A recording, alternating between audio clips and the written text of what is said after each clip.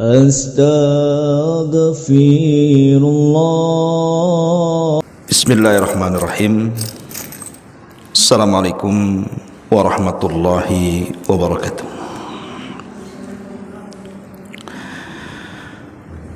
Alhamdulillah, alhamdulillahi rabbil alamin, wa bihi nasta'in wa ala umurid dunya waddin, wassalatu wassalamu ala ashrafil anbiya'i wal mursalin Sayyidina Muhammadin wa ala alihi wa sahbihi ajmain, amma ba'du.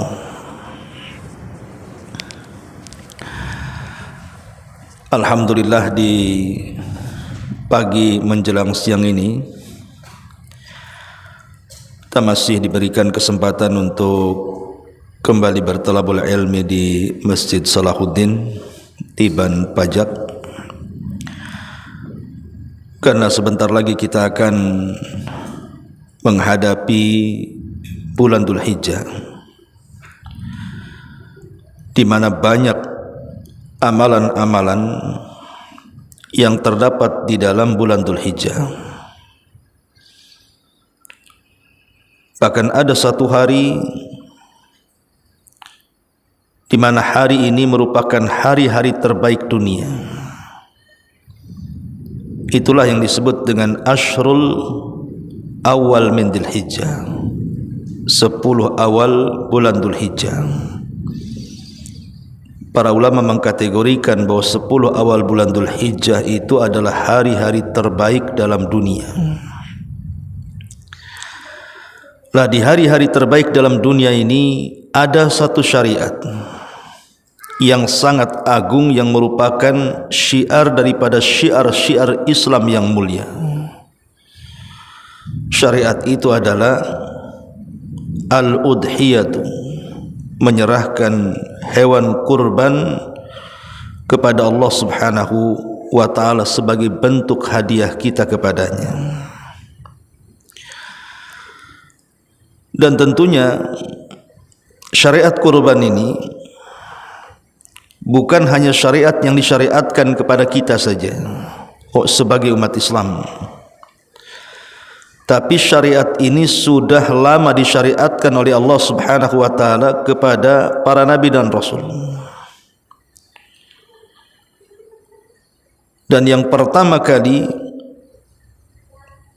memberikan contoh syariat ini adalah Nabiullah Ibrahim alaihi salatu wassalam, yang ma'ruf kisahnya dicantumkan dalam surah As-Saffat ayat 111, 102 sampai 111. Allah Subhanahu wa ta'ala berfirman, falamma balagha ma'ahu as-sa'ya, ketika Nabi Allah Ismail alaihi salam sudah mencapai usia yang cukup, ada yang mengatakan usianya belasan tahun. Qala, maka Ibrahim mengatakan, ya bunayya inni ara fil manami anni adbahuka fanzur madza tara. Wahai anakku, aku melihat dalam mimpiku aku menyembelih dirimu, maka lihat apa yang bisa engkau beri saran kepadaku. Qala, maka Nabiullah Ismail mengatakan, ya abatif al-ma tu'mar satajiduni insyaallahu minas sabirin. Wahai ayahku, lakukan apa yang diperintahkan Allah, dan engkau akan mendapatiku termasuk orang-orang yang sabar jika Allah berkehendak. Falamma aslama wa tallahu lil jabin wa nadainahu ayya Ibrahim qad saddaqta ru'ya inna kadzalika nazzil muhsinin. Ketika keduanya sudah berserah diri, siap melaksanakan perintah Allah Subhanahu wa ta'ala, di mana Ibrahim hendak menyembelih Ismail dan pisau pun sudah dijalankan di lehernya, Maka Allah Subhanahu wa taala berfirman, dan kami panggil Ibrahim dari langit, ya Ibrahim, engkau sudah membenarkan mimpimu. Begitulah kami akan balas atas perbuatan orang-orang yang berbuat baik. Inna hadza lahuwal bala'ul mubin. Ini semua adalah ujian yang sangat nyata bagi Ibrahim. Wa fadainahu bidzibhin azim wa tarakna alaihi fil akhirin. Maka kami ganti Ismail dengan penyembelihan yang sangat besar, dan kami tinggalkan cerita ini untuk dikenang bagi orang-orang setelahnya. Salamun ala Ibrahim, keselamatan atas Ibrahim. Kadzalika nazzil muhsinin innahu min ibadinal mu'minin. Begitulah kami akan membalas orang-orang yang berbuat baik, dan sesungguhnya Ibrahim termasuk hamba kami yang beriman. Dari ayat ini kita tahu bahawa pensyariatan kurban itu dimulai dari pensyariatan di zaman Nabi Ibrahim. Ketika Allah Subhanahu wa taala hendak menguji Ibrahim dengan cara menyembelih putranya Ismail, karena Allah Subhanahu wa taala ingin menguji kecintaan Ibrahim, karena Ibrahim itu kan disematkan padanya Khalilur Rahman, kekasih Allah. Yang namanya kekasih tidak boleh membagi cinta. Maka ketika kemudian Allah Subhanahu wa taala menguji Ibrahim, apakah kecintaan Ibrahim masih tulus 100% kepada Allah, ataukah sudah berbagi kepada Ismail sebagai putra pertama yang diidam-idamkan sejak lama? Maka Allah Subhanahu wa taala perintahkan Ibrahim lewat mimpi untuk menyembelih putranya Ismail. Di sini terjadi ujian besar dan berat bagi Ibrahim. Tapi Ibrahim adalah Khalilur Rahman, kekasih Allah Subhanahu wa taala, tidak mungkin membagi kecintaan dengan makhluknya. Jadi Ibrahim adalah manusia yang disematkan Khalilur Rahman, tidak mungkin membagi kecintaan dengan makhluk-makhluk Allah selain daripada Allah Subhanahu wa taala. Maka dia membuktikan kecintaan itu dengan cara menyembelih putranya Ismail. Melihat kejujuran Ibrahim sampai berani menyembelih putranya Ismail, maka Allah Subhanahu wa taala akhirnya mengatakan qad saddaqta ru'ya, engkau sudah membenarkan mimpimu wahai Ibrahim, artinya engkau sudah melaksanakan perintahku dengan baik. Maka sebagai imbalannya Allah ganti Ismail dengan kambing untuk disembelih. Lah saat Ibrahim menyembelih Ismail, turun kambing dari sorga. Kemudian kambing itulah yang disembelih Ibrahim alaihi salatu wassalam. Dari sinilah awal mula pensyariatan kurban. Awal mula pensyariatan kurban. Karena Nabi kita Muhammad sallallahu alaihi wasallam adalah penerus syariat Ibrahim, makanya kemudian Nabi kita Muhammad sallallahu alaihi wasallam pun mensyariatkan kurban kepada umatnya. Ma'asyiral muslimat yang dimuliakan Allah Subhanahu wa taala, tentu banyak hikmah yang kita akan peroleh. Kenapa Islam menganjurkan kepada kita untuk berkurban? Apa hikmah di balik kurban itu? Pertama, bahwa kurban itu adalah bentuk syukur kita kepada Allah Subhanahu wa taala. Jadi kurban itu bentuk syukur kita kepada Allah atas dua nikmat. Pertama, nikmat harta, yang kedua nikmat hidup. Allah Subhanahu wa taala sudah menganugerahkan kepada kita kehidupan sehingga kita bisa bernafas, kita bisa berjalan, kita bisa menikmati kehidupan dunia ini. Dan juga Allah Subhanahu wa taala sudah memberikan harta yang banyak kepada kita. Lah atas dua nikmat ini, nikmat hidup dan nikmat harta, maka sebagai bentuk syukur kita atas dua nikmat ini, salah satunya adalah dengan cara berkorban. Karena bersyukur kepada Allah Subhanahu wa taala adalah dengan cara beribadah kepada Allah Subhanahu wa taala. Sebagaimana Allah Subhanahu wa taala ketika menceritakan tentang Ashabul Fil, kisah Ashabul Fil, bagaimana Allah Subhanahu wa taala menghancurkan pasukan Abraha. Dengan hancurnya pasukan Abraha dengan burung-burung laut atau ababil, menjadikan negeri Mekah negeri aman. Saking amannya, mereka bisa melakukan perjalanan niaga sampai ke kota Yaman dan Syam tanpa ada orang yang mengganggunya. Asal dia mengatakan saya dari Quraisy saja, tidak ada satupun perampok yang berani menyentuhnya. Sehingga mereka berjalan ke sana kemari dengan aman. Tidak ada yang berani mengganggunya. Dengan nikmat aman ini, akhirnya mereka pun diberikan limpahan kekayaan yang luar biasa, sehingga mereka menjadi makmur hidupnya.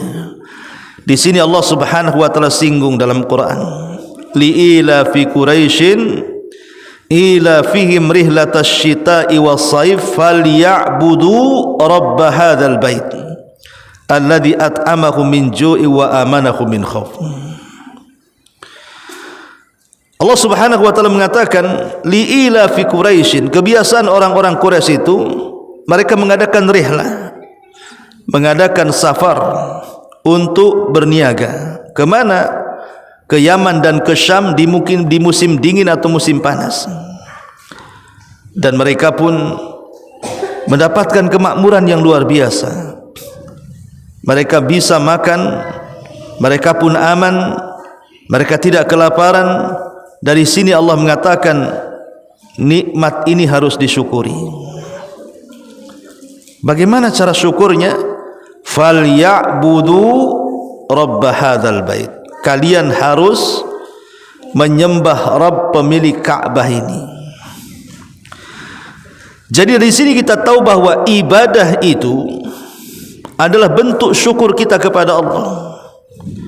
Apakah itu bentuknya salat, ataukah itu bentuknya puasa, ataukah bentuknya zakat, atau bentuknya haji, sebutkan ibadah apapun.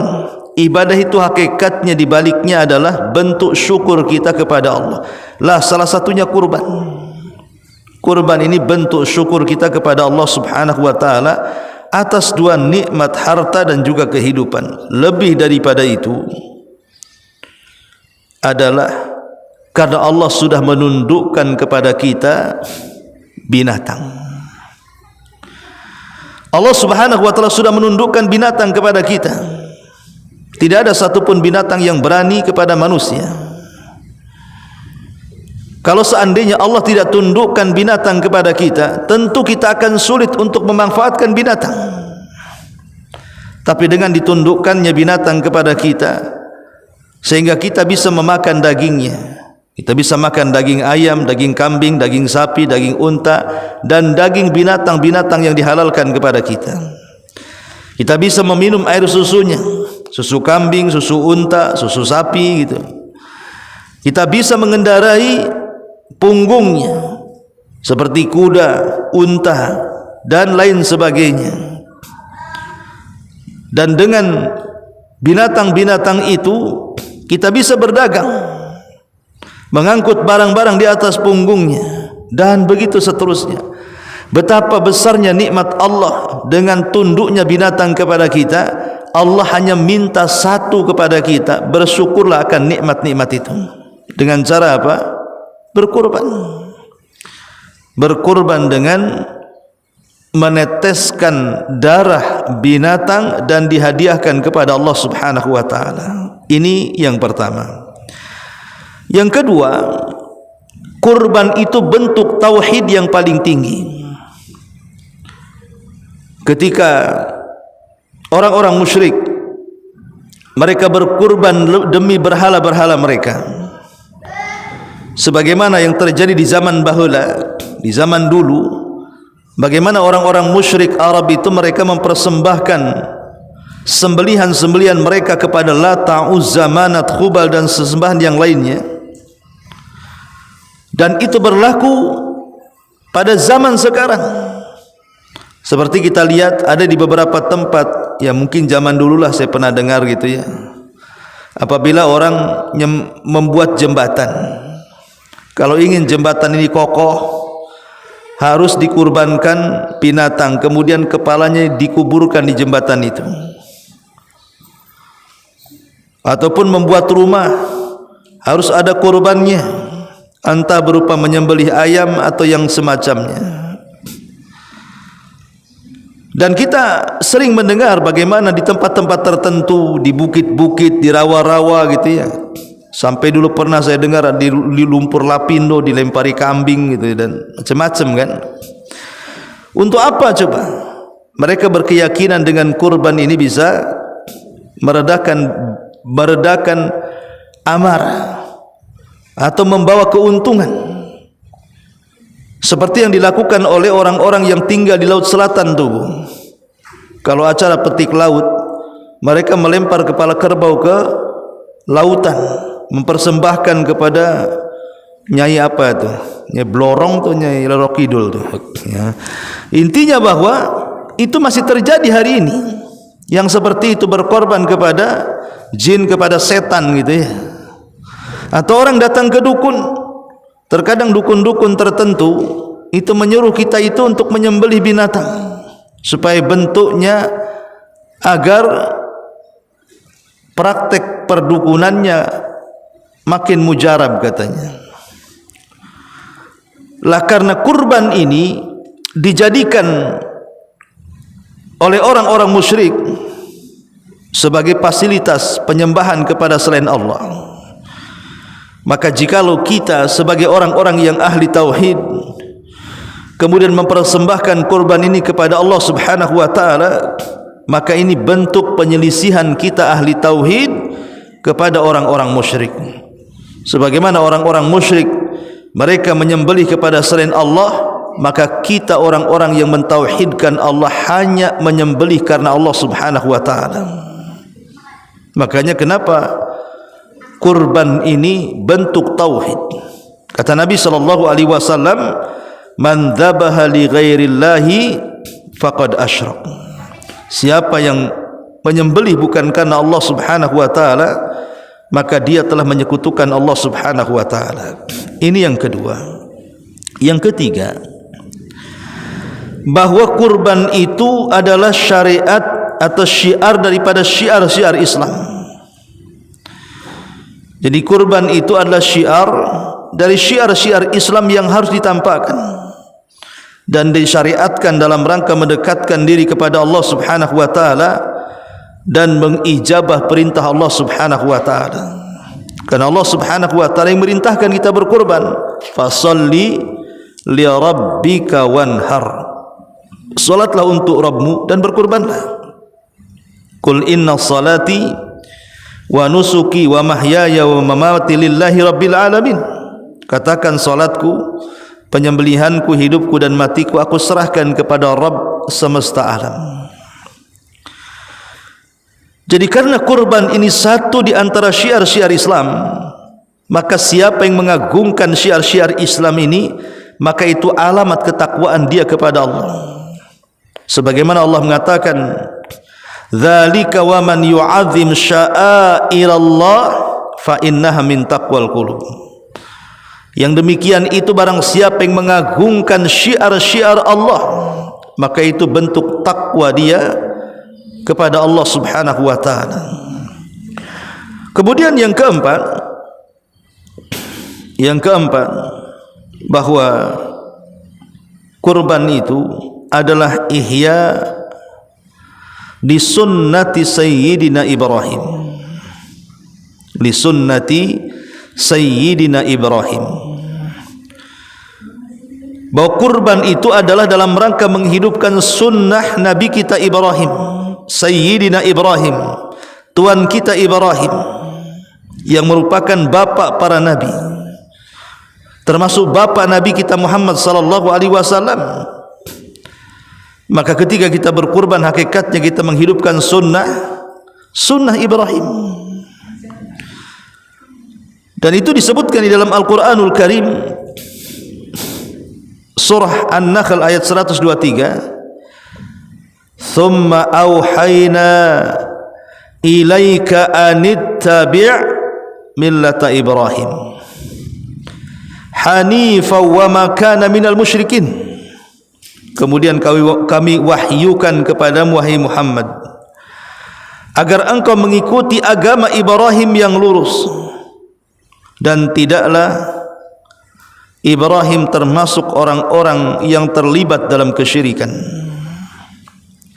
Al-Imam Ibnu Jauzi rahimahullahu ta'ala dalam kitabnya Zadul Masir ketika memberikan catatan, kemudian kami wahyukan kepadamu agar mengikuti agama Ibrahim. Maksudnya agama Ibrahim di sini mengikuti semua syariat Ibrahim, kecuali yang tidak dianjurkan untuk tidak diikuti. Tapi secara umum syariat Ibrahim harus kita patuhi.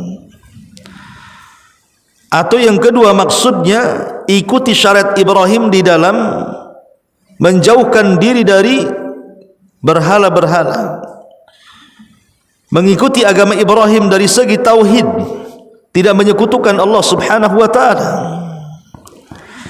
Nah, termasuk juga kurban. Kurban itu adalah syariat dalam bentuk tauhid, mempersembahkan hadiah kepada Allah subhanahu wa ta'ala, dan itu bagian daripada syariat Ibrahim.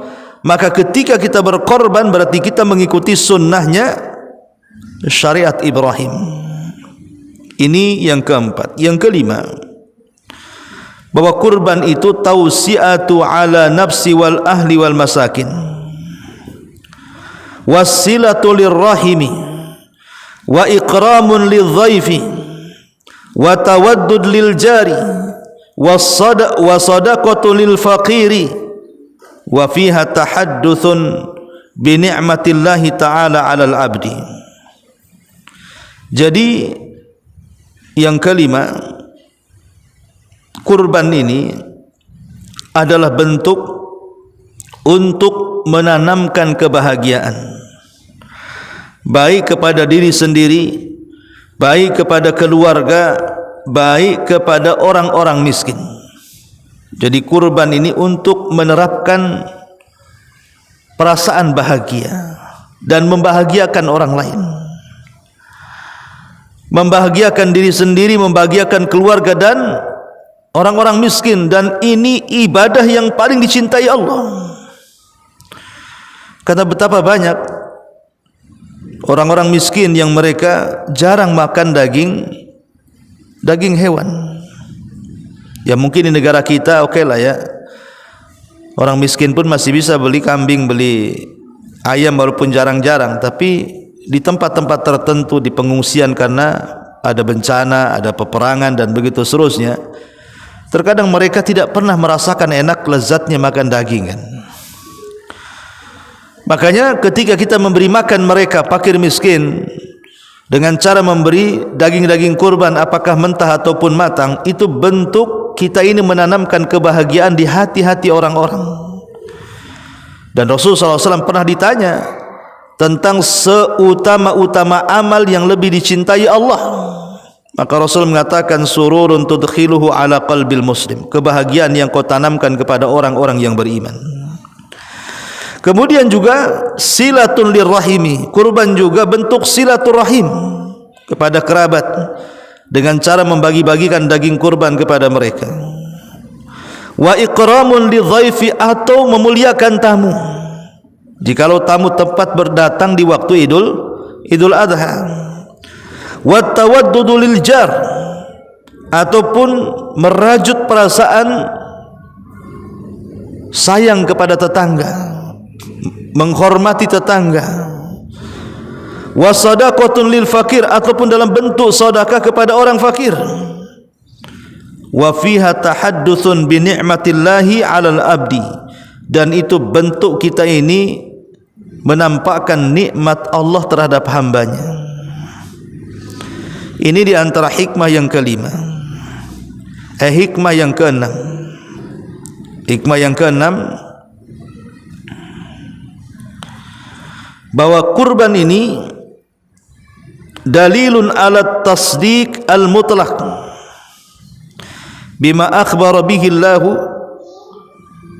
wa syahidun ala sidqi imanil abdi billah wa sur'ati imtithal lima yuhibbuhu wa yarda.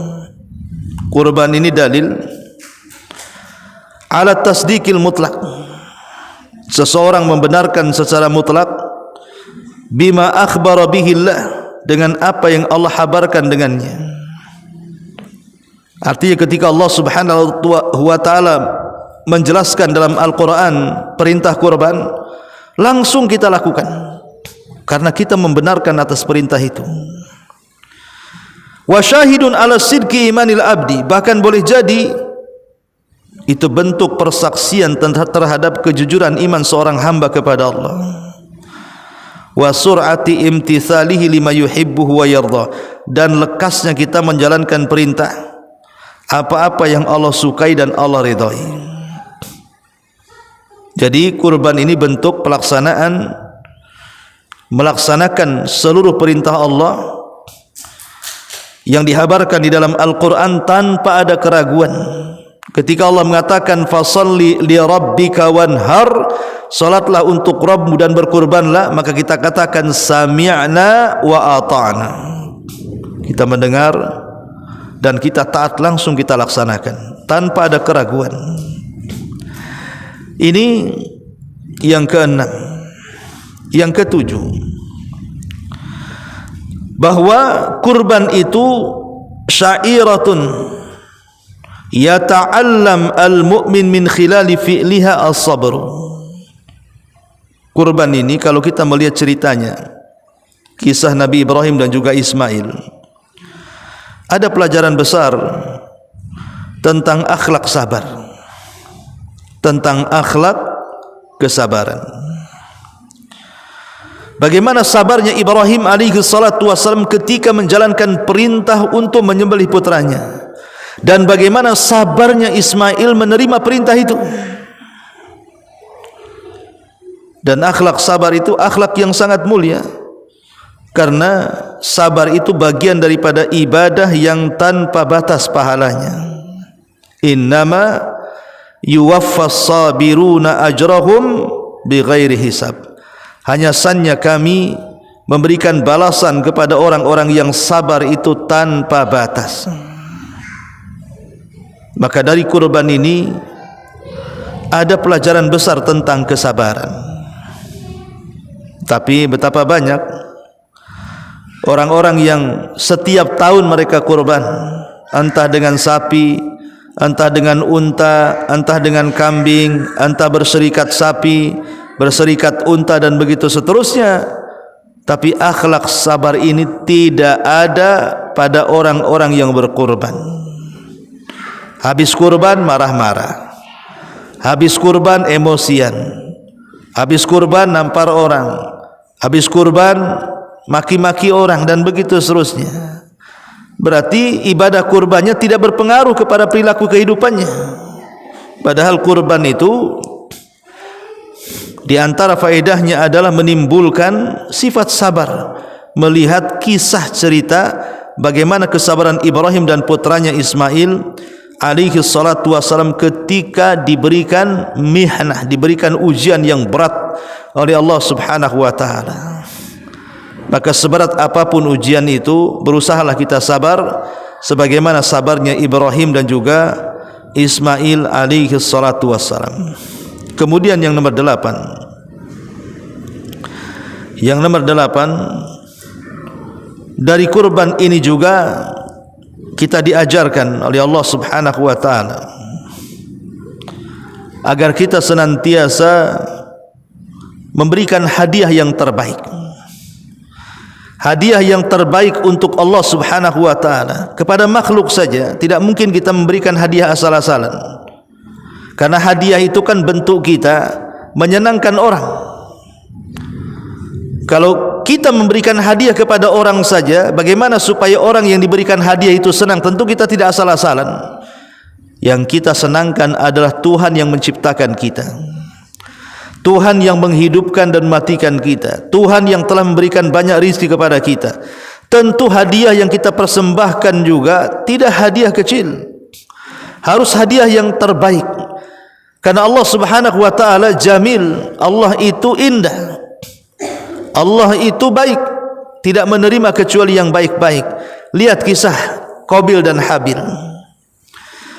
Ketika Nabi Adam alaihi salatu wasallam hendak menikahkan dua putranya dengan cara silang, maka Qabil tidak menerima karena melihat kembaran Habil itu kurang cantik, sementara kembaran dirinya cantik. Akhirnya kemudian karena salah satunya menolak, Allah Subhanahu wa taala perintahkan kepada Nabi Allah Adam untuk keduanya berkorban. Siapa yang diterima korbannya, maka dia berhak mengambil pasangannya. Akhirnya kemudian berkorbanlah dua putra Adam ini.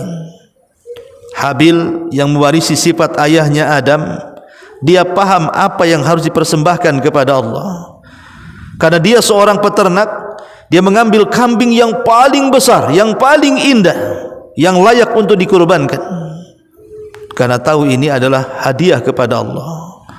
Tapi Qabil dasar memang sudah penuh dengan penyakit hatinya, dikiranya ini main-main, sehingga dia pun mengambil, karena dia seorang petani, dia pun mengambil buah-buahan yang jelek, yang buruk, yang tidak layak untuk dimakan. Itu pun yang dipersembahkan kepada Allah Subhanahu wa taala. Ya, secara otomatis korbannya Habil diterima dan korbannya Qabil ditolak oleh Allah Subhanahu wa taala. Akhirnya Qabil pun marah, kemudian mengancam untuk membunuh si Habil, dan ancaman itu tidak main-main, sampai terbukti terjadi pembunuhan pertama di dunia. Qabil membunuh Habil. Syahidnya adalah Allah Subhanahu wa taala menerima kurbannya Habil dan menolak kurbannya Qabil. Kenapa Habil diterima kurbannya? Kenapa Qabil ditolak kurbannya? Karena Habil tahu apa yang harus dilakukan dalam berkurban. Dia tidak mungkin menyerahkan kecuali yang baik-baik, yang indah-indah. Innallaha jamilun yuhibbul jamal. Allah itu indah, tidak menerima kecuali yang indah-indah. Innallaha tayyibun la yaqbalu illa tayyiba. Allah itu baik, tidak menerima kecuali yang baik-baik. Makanya kalau kita hendak berkurban, carilah kambing terbaik kalau kita hendak menyembelih kambing. Carilah sapi terbaik kalau kita hendak menyembelih sapi, atau unta terbaik kalau kita hendak menyembelih unta. Jangan sampai kemudian kurban yang kita persembahkan itu kurban yang ada cacatnya. Makanya kenapa Nabi sallallahu alaihi wasallam mengatakan arba'un la tajuzu fi dhahaya. Ada 4 cacat tidak boleh seseorang itu mengorbankan kurban. Karena kalau tetap kemudian dikurbankan sementara dia memiliki cacat, maka korbannya tidak sah dan tidak diterima. Korbannya tidak sah, bahkan korbannya tidak akan diterima. Apa kata Nabi sallallahu alaihi wasallam? Pertama, ya, korbannya pincang dengan pincang yang jelas. Korbannya pincang dengan pincang yang jelas. Kemudian yang kedua, korbannya buta sebelah dengan buta sebelah yang jelas. Jadi kambingnya atau sapinya atau untanya atau hewan kurbannya dia buta sebelah dengan buta yang jelas. Kemudian yang ketiga, kurbannya sakit dengan sakit yang jelas. Kemudian yang keempat, kurbannya terlampau kurus karena terlampau tua, tidak bersumsum. Ya. Lah ini menunjukkan bahwa kenapa Nabi sallallahu alaihi wasallam mengatakan kalau ada 4 cacat ini korbannya tidak akan diterima, menunjukkan bahwa dalam berkorban itu memberikan yang terbaik. Kambing yang tidak buta, kambing yang tidak pincang, kambing yang tidak kurus, kambing yang tidak sakit, berikan yang terbaik kepada Allah Subhanahu wa taala. Semoga itu menjadi penerimaan yang baik di sisi Allah Subhanahu wa taala. Ma'asyiral muslimat yang dimuliakan Allah Subhanahu wa taala, inilah di antara 8 hikmah kenapa kita disyariatkan berkorban. Adapun sedikit hal-hal yang berkaitan dengan korban. Pertama, hukum kurban. Hukum kurban menurut mayoritas para ulama sunnah muakkadah, sunnah muakkadah. Tapi menurut ulama yang lain seperti Abu Hanifah, korban ini hukumnya wajib. Korban ini hukumnya wajib. Baik yang mengatakan sunnah muakkadah, baik yang mengatakan wajib, tetap saja artinya korban itu tidak pernah ditinggalkan Nabi SAW. Bahkan dijelaskan oleh Abdullah ibn Umar radhiyallahu anhuma, Nabi berada 10 tahun di kota Madinah. Dia tidak pernah meninggalkan kurban sejak disyariatkannya. Jadi sejak disyariatkannya tahun kedua Hijriah sampai beliau wafat, beliau tidak pernah meninggalkan kurban. Beliau tidak pernah meninggalkan kurban. Oleh karena itulah kalau kita ingin mencontoh Nabi kita Muhammad sallallahu alaihi wasallam, maka contohlah Nabi. Kalau kita punya kesanggupan untuk berkurban, berkurbanlah tiap tahun. Itu yang dilakukan Nabi sallallahu alaihi wa ala alihi wasallam. Jadi secara hukum memang ada yang mengatakan sunnah muakkad, ada yang mengatakan wajib. Yang kedua, tentang waktu kurban. Waktu kurban itu dilakukan setelah salat Id. Setelah salat Id, dan ini madhab Hanafiyah, madhab Hanabilah, dan yang dipilih oleh Imam At-Tahawi dan Syaukani dan Al-Imam Ibnu Utsaimin rahimahullahu ta'ala. Kemudian yang ketiga, tentang waktu berapa hari korban itu boleh dilakukan. Pendapat yang pertama bahwa korban itu dilakukan ayyamut tadhiyati, hari-hari yang bolehnya kita menyembelih, dan itu 3 hari. Hari Id dan 2 hari dari hari tasyrik. Jadi cuma 3 hari saja, tanggal 10, 11, 12. Pendapat yang kedua bahwa penyembelihan kurban itu 4 hari. Boleh tanggal 10 dan 3 hari hari tasyrik. Dan ini pendapat yang kuat, bahwa korban itu dilakukan 4 hari hari penyembelihan dan 3 hari hari tasyrik. Kemudian berikutnya tentang adab daripada kurban dan sunnah-sunnahnya. Pertama, bagi yang berkorban tidak boleh mencukur rambut, tidak boleh mencukur kuku, memotong kuku, tidak boleh mencukur rambut apapun, mau ketiak, mau kumis gitu ya, apalagi rambut kepala dan seluruh rambut-rambut yang ada di badan kita tidak boleh dipotong. Dan kuku tidak boleh dipotong juga. Karena Rasul sallallahu alaihi wasallam mengatakan, kata Nabi sallallahu alaihi wasallam, "Man kana indahu dhabhun yuridu an yadhbahahu fara'al hilala dzil hijjati fala yamassa min sya'rihi wala min adfarihi hatta yudhahiya." Barang siapa yang hendak berkurban, kemudian dia melihat bulan Dzulhijjah di awal tanggal 1, maka jangan disentuh rambutnya dan jangan dipotong kukunya sampai hewan kurban dikorbankan. Dari sini kita tahu bahwa di antara adab bagi orang yang berkorban, jangan mencukur rambut dan jangan memotong kuku. Lalu orang yang memotongnya macam mana kalau seandainya dia memotongnya, mencukurnya? Ulama mengatakan haram hukumnya. Orang yang memotong kuku, orang yang memotong rambut apa saja, maka dia terjatuh kepada keharaman. Kalau dilakukan dari tanggal 1 sampai kurbannya disembelih, itu waktu tenggang tidak boleh mencukur rambut. Kalau dicukur haram, berdosa. Dan ini pendapat Hanabilah, dan juga yang dipilih oleh Imam Ibnu Hazm, Ibnul Qayyim, Syekh bin Bas dan Ibnu Utsaimin rahimahullahu ta'ala. Kemudian masalah yang kedua, boleh meniatkan kurban itu untuk dirinya, kemudian diniatkan juga untuk keluarganya. Jadi yang berkorban satu, kemudian diniatkan satu keluarga, dan itu boleh hukumnya. Membagikan pahala, bukan membagikan hewan kurban. Jadi yang kurban satu tapi dibagi-bagi pahalanya.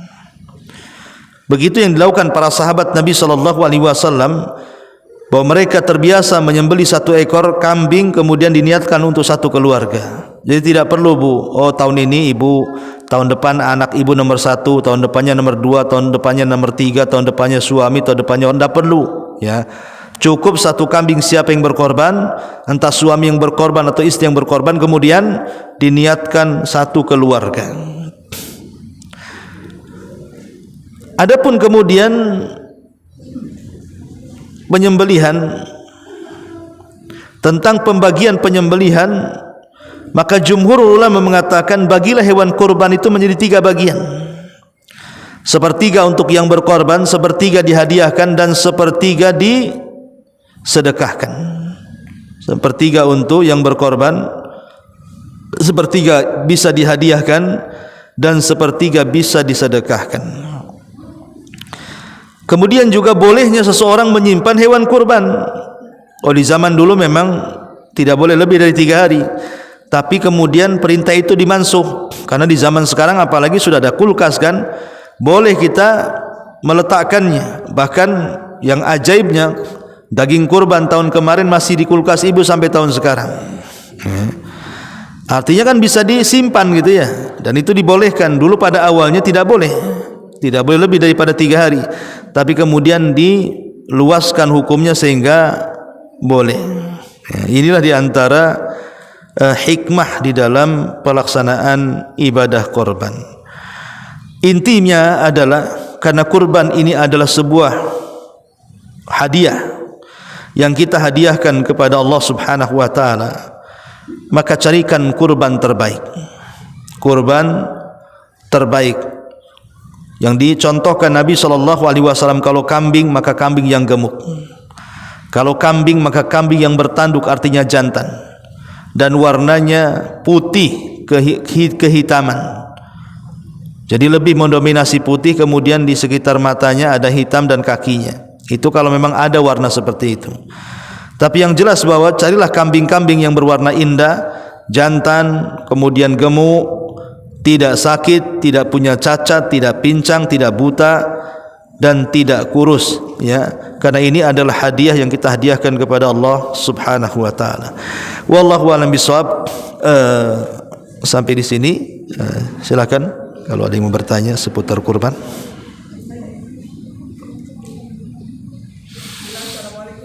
Waalaikumsalam. Pertanyaannya adalah apa bedanya yang sepertiga untuk dihadiahkan dan sepertiga disedekahkan?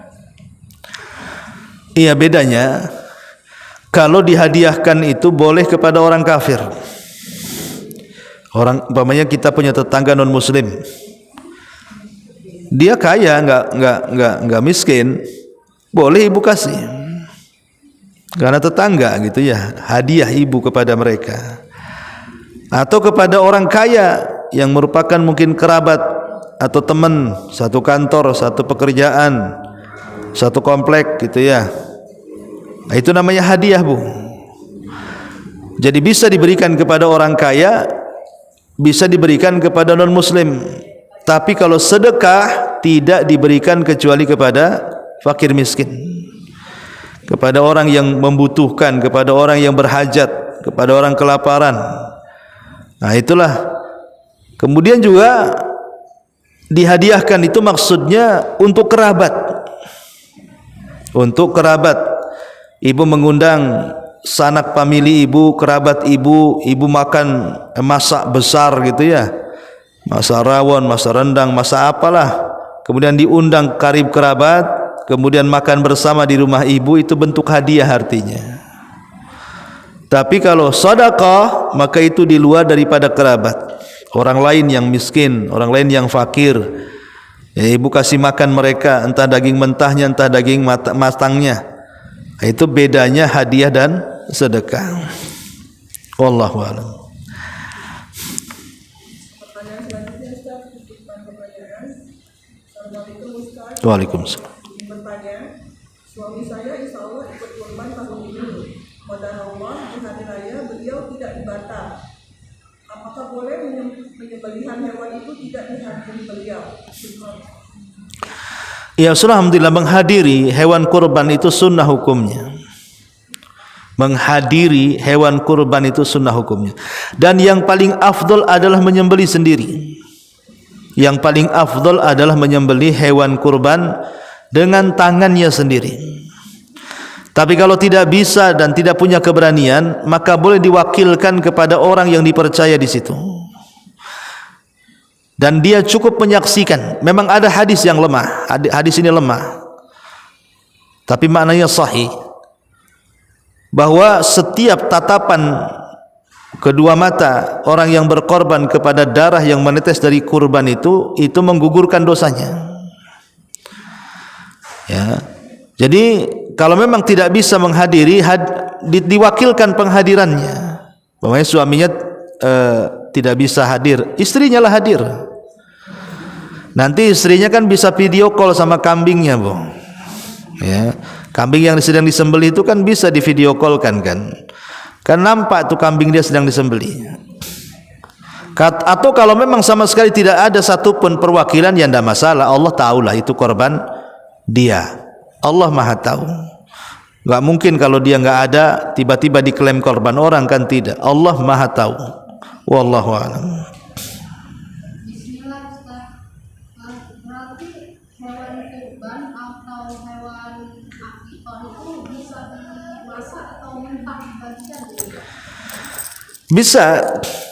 Bisa ibu pakai mentahnya, bisa ibu pakai matangnya.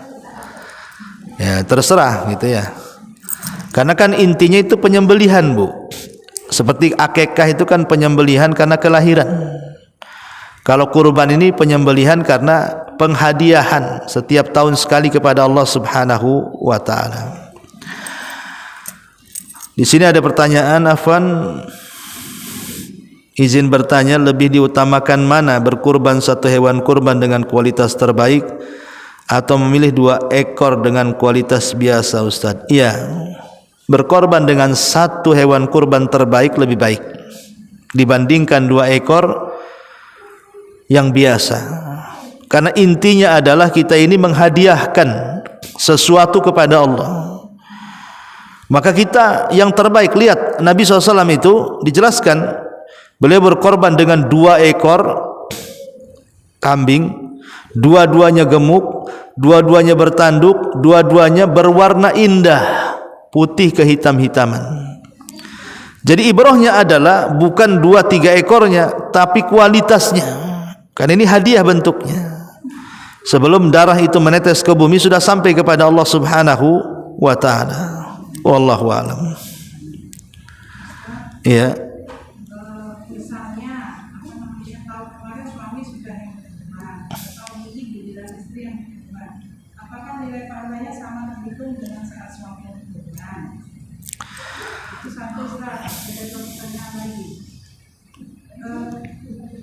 Langsung apa nanti, Ustaz? Langsung aja diborong. Terus soal pembagian seperti tadi, apakah sudah benar selama ini kita terima atau kita ambil dari panitia kurban itu diberikan 2 tembok belakang itu, Ustaz? Iya. Kurban itu yang dijual. Itu aja dulu, Ustaz. Oke. Iya, bismillah, alhamdulillah. Tentang masalah penghususan kurban, tahun kemarin suami, tahun sekarang istri, besok anak-anak, sebenarnya tidak perlu. Ya, selama ibu satu kesatuan, satu keluarga dan belum berpisah, cukup 1 orang saja yang berkorban, diniatkan untuk semua. Kecuali kalau memang ibu punya penghasilan sendiri, bukan uang suami. Ibu punya usaha sendiri. Dengan usaha ibu bisa membeli kambing. Nah, tapi kalau semua penghasilan dari suami, biarlah suami saja, ibu dorong berkorban. Nanti diniatkan untuk satu keluarga, itu sudah cukup, sama aja. Ini yang pertama. Kemudian yang kedua, soal pembagian apakah sudah benar yang dilakukan orang-orang sekarang? Ya saya tidak tahu, tapi yang jelas bahwa di dalam sunnah dan yang dijelaskan oleh para ulama memang disunnahkan pembagian itu menjadi 3 bagian tadi, sepertiga untuk yang berkorban, sepertiga dihadiahkan, sepertiga disedekahkan, ya. Tetapi bukan berarti harus seperti itu.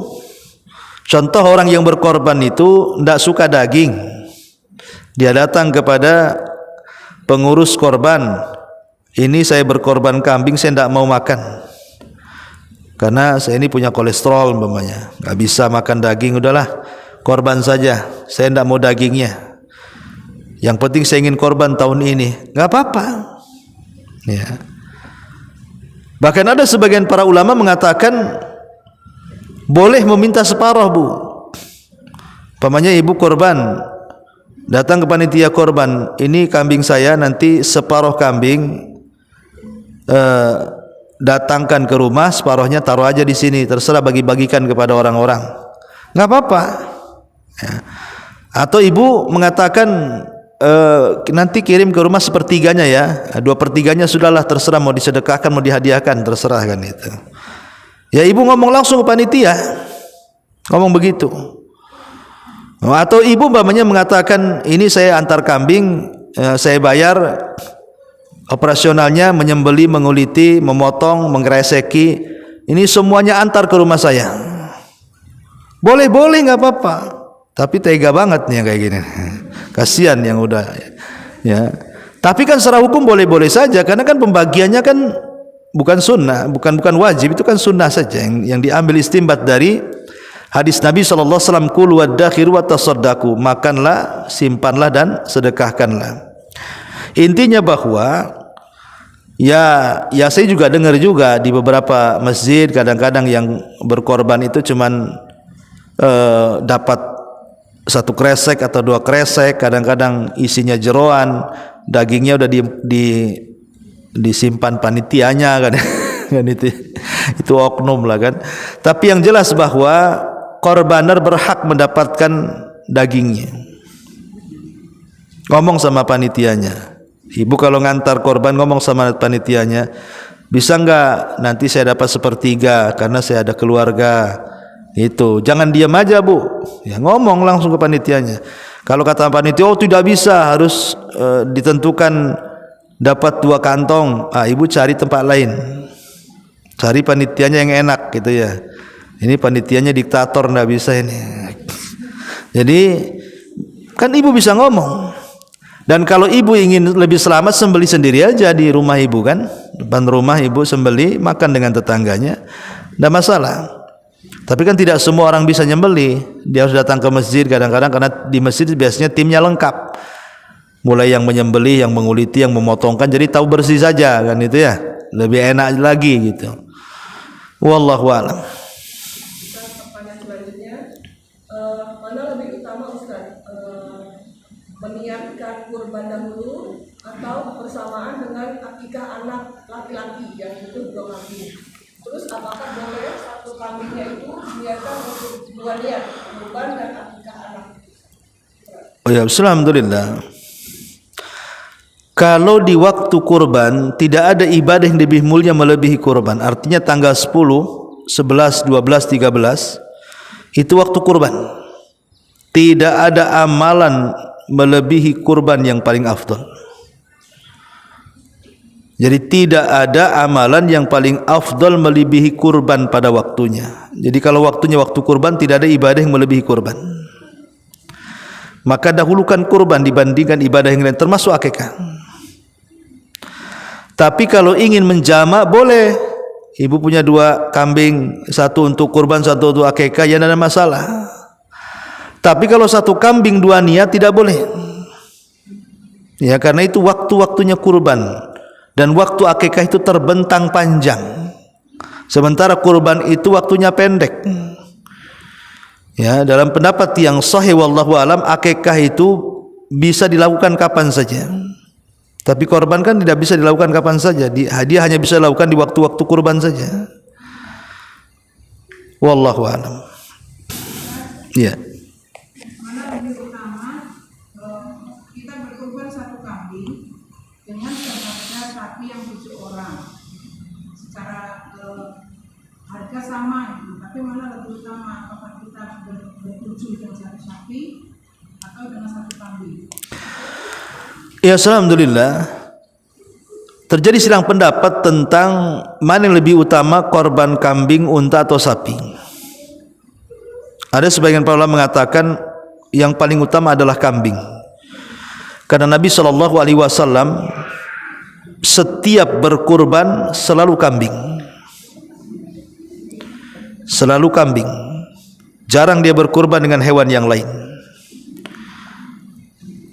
Tetapi Al-Imam Ibn Utsaimin mengatakan bahwa keutamaan berkorban bukan dilihat kambing, sapi atau unta, tapi yang banyak manfaatnya. Yang banyak manfaatnya. Artinya kalau sapinya kurus, 7 orang lagi kan dapat sedikit. Bagus kambing aja yang gemuk 1. Atau dibalik, kambing kurus, sapi gemuk gitu ya. 7 orang sapi terkadang lebih banyak dagingnya dibandingkan 1 ekor kambing. Jadi intinya bukan masalah kambing atau sapi, intinya adalah yang banyak manfaatnya. Kalau makin banyak dagingnya kan manfaatnya makin banyak lagi disedekahkan. Dan ini pendapat yang kuat wallahu alam, yang paling banyak manfaatnya. Iya. Selanjutnya Ustaz, bagaimana punya jika saat ini kan banyak tuh sapi-sapi yang limosin itu ya Ustaz, yang mahal dan besar gitu Ustaz, dan itu dia lihatkan untuk anaknya gitu. Bukan yang berpenghasilan gitu. Boleh kan satu keluarga tapi yang berpenghasilan digabung gitu. Tapi ini untuk anaknya, cucunya gitu. Itu bagaimana hukumnya gitu? Dikhususkan. Yang ibu maksud dikhususkan gitu ya. Satu sapi, mungkin keluarga kaya gitu ya. Kemudian dia bisa beli sapi lemosen, kemudian dibuat 7 orang, 1 untuk istrinya, 1 untuk bapaknya, 1 untuk anaknya, 1 untuk cucunya, 1 untuk cicitnya, gitu maksudnya. Iya, saya tadi sudah katakan tidak perlu begitu, tidak perlu dibagi-bagi, cukup 1 orang yang berkurban, kepala keluarga, kemudian diniatkan untuk semuanya, nggak perlu kemudian satu-satu. Dan itu sunnahnya seperti itu. Kecuali kalau seandainya terpisah rumah gitu ya, anaknya sudah berkeluarga di sana, udah beda, nggak satu rumah lagi, anaknya sudah punya anak lagi, udah punya istri, sudah berkeluarga, udah jauh di kota, nah, itu sendiri-sendiri. Nggak bisa diniatkan satu keluarga, dia sudah punya tanggung jawab sendiri Bu. Tapi kalau satu rumah, hidup satu rumah, dia istrinya, anaknya di situ belum mampu untuk bekerja sendirian, belum mandiri gitu, maka cukup 1 orang diniatkan untuk satu keluarga. Jadi tidak perlu merepot-repotkan harus ditain satu persatu. Kecuali saya katakan tadi sudah pisah, anaknya sudah mungkin tinggal di Pekanbaru sana, yang satu sudah tinggal di Padang, yang satu tinggal di Jawa, yaitu masing-masing mereka lah, karena mereka sudah berkeluarga dan mereka sudah punya tanggung jawab. Wallahu a'lam.